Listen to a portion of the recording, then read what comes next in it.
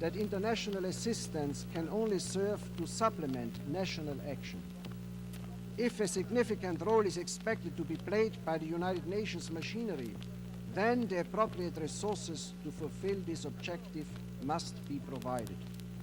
I have no doubt that the conference, in discussing the policy options before it, will bear in mind the need for the institutional arrangements to be fully compatible with the underlying objectives for which they are designed, in this particular case, the purposes of multilateral cooperation which governments will set themselves to accomplish at this conference.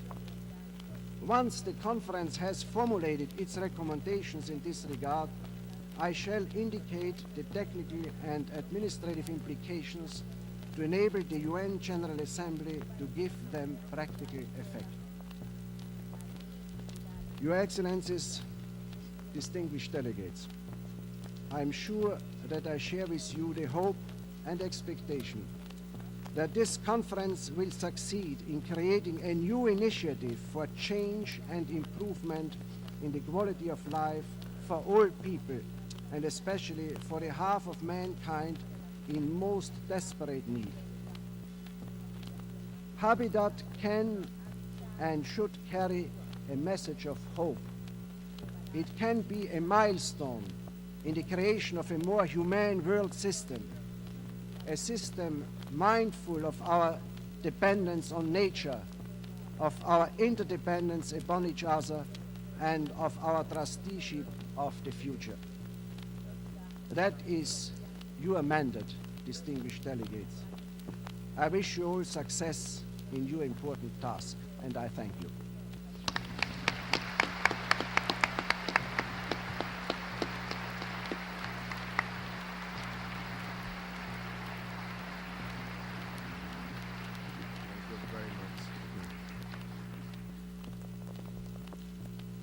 I now invite members to proceed to the election of the president of this conference.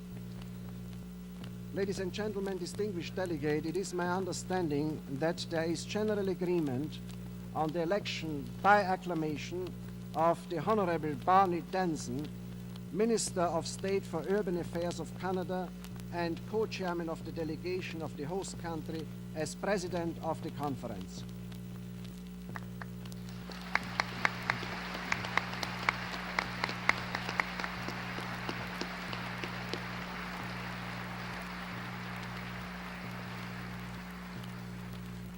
It gives me great pleasure, therefore, to declare the Honorable Barney Denson of Canada elected President of Habitat, United Nations Conference on Human Settlements.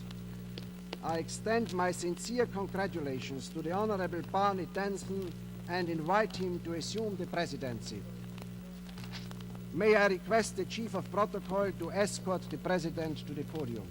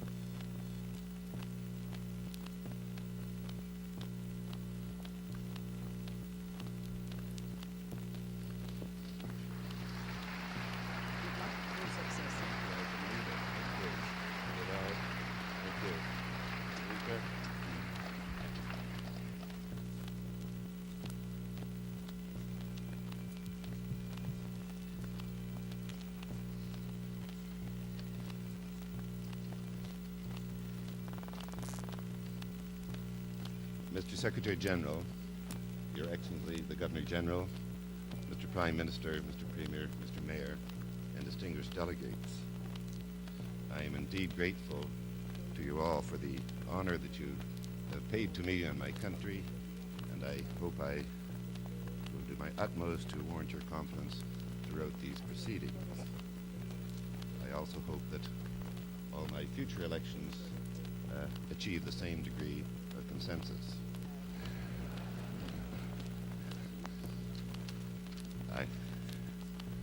I'm sure I speak for all distinguished delegates and speak on your behalf to express our appreciation to Secretary General Peñalosa and his small but highly efficient staff for their dedicated work over the years, which has brought us to this moment today.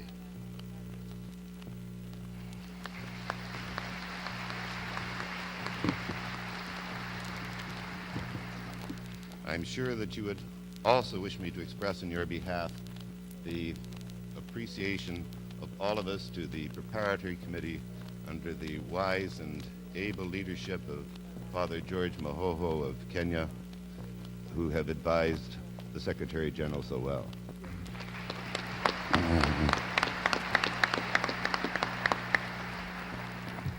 And I, as your President, would like to thank all of you for the time and effort you have invested in the preparatory process and preparing for this meeting. It is my role to help with you to ensure the success of all of those efforts, which have taken so much from all of you. We have a unique opportunity here to transcend our political and ideological differences as men and women of goodwill to improve the human condition. I have noticed in the documentation and the discussions that the ideals are high and the goals are long range. But we must choose realistic objectives, achievable objectives, those which affect the most if we are to keep faith with those who look to us to bring a greater degree of decency and dignity into their lives. For without dignity and without decency, our lives are somewhat meaningless. And when there is poverty, and when there is discrimination, and when there is hatred or a lack of self-respect or mutual respect, we do not have dignity, nor do we have decency. I don't believe that we can be expected to resolve all of the problems that exist in the world today between now and June the 11th.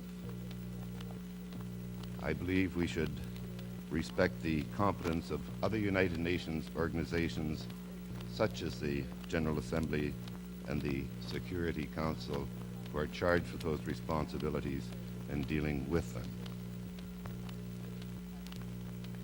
It is those whose lack of opportunity is the greatest that demands our highest priority. It's not lack of resources, as has been indicated to us so eloquently,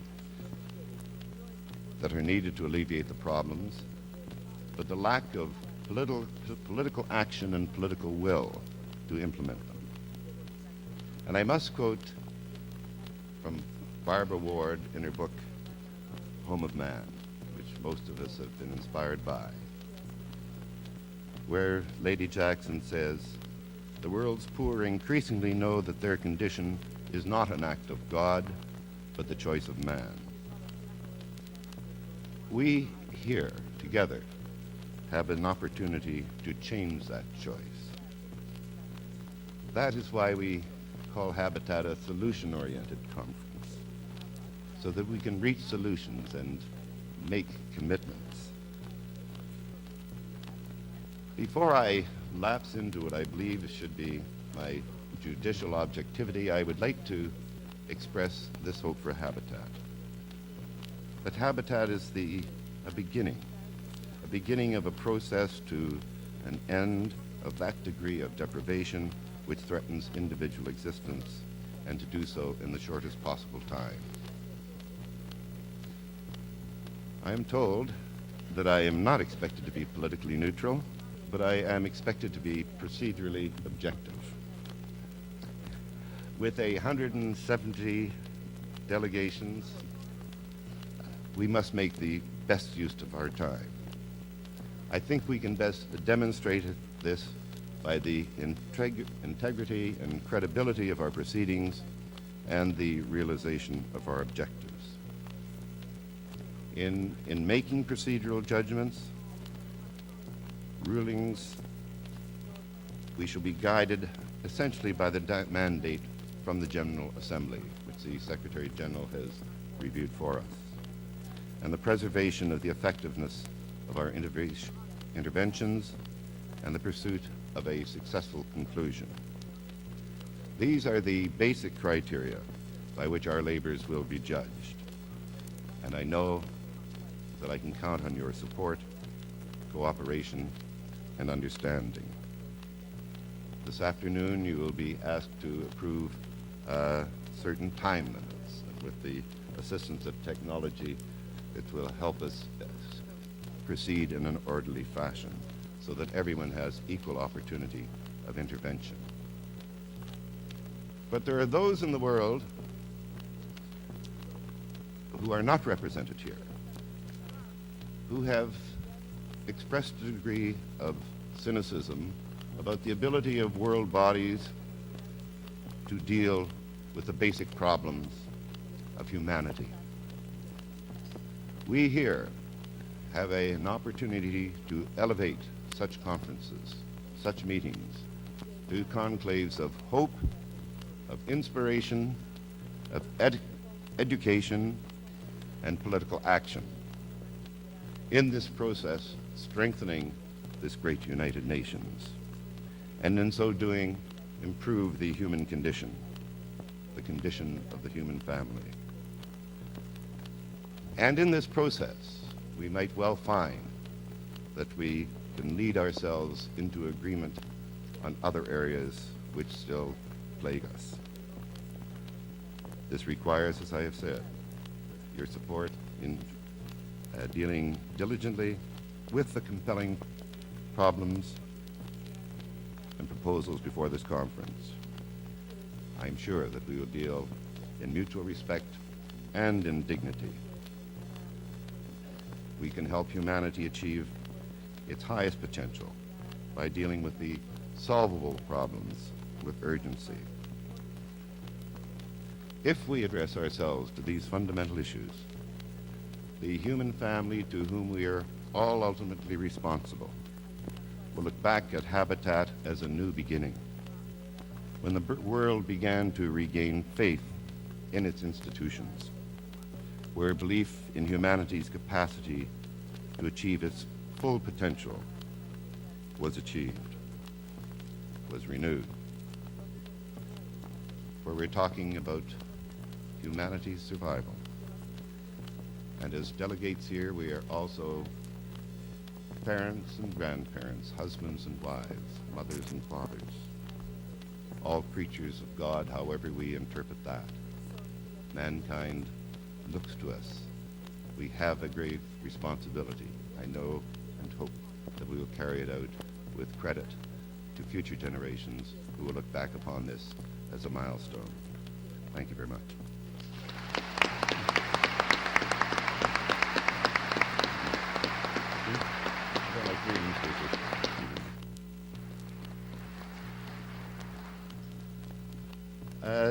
May I request that the distinguished delegates remain in the hall at this moment while the Secretary General and I accompany the Governor General and our distinguished guests out of the hall. Thereafter, the first plenary meeting stands adjourned.